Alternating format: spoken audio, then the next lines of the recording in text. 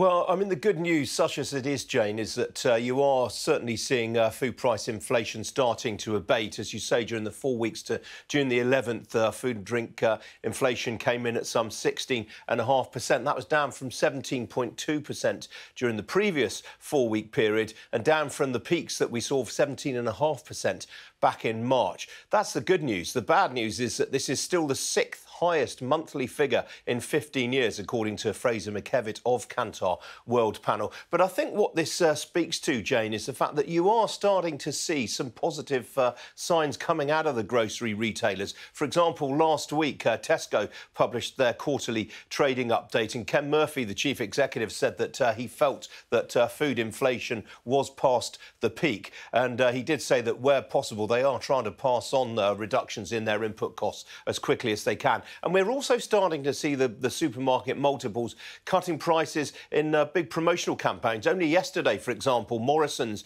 announced a £26 million programme of price cuts. They cut the price on some 47 grocery staples by a quarter and promised to keep that in place for 8 weeks. You've also seen price-cutting initiatives in recent days from the likes of Waitrose, big price cuts from them last week, also from Asda and Sainsbury very recently. And Marks and Spencer yesterday announced some price-cutting initiatives of their own as well. So you are starting to see very, very little glimmers of hope out there that food and drink prices are starting to come off those peaks. But as I say, price inflation is still in double digits, and that is obviously making life very, very difficult for shoppers, and particularly at a time when household budgets are coming under pressure now for those people who are having to remortgage and coming off those very cheap fixed-rate deals that they've enjoyed recently, with interest rates now pushing up mortgage rates, as we reported this time yesterday, above 6% on a 2-year average fix.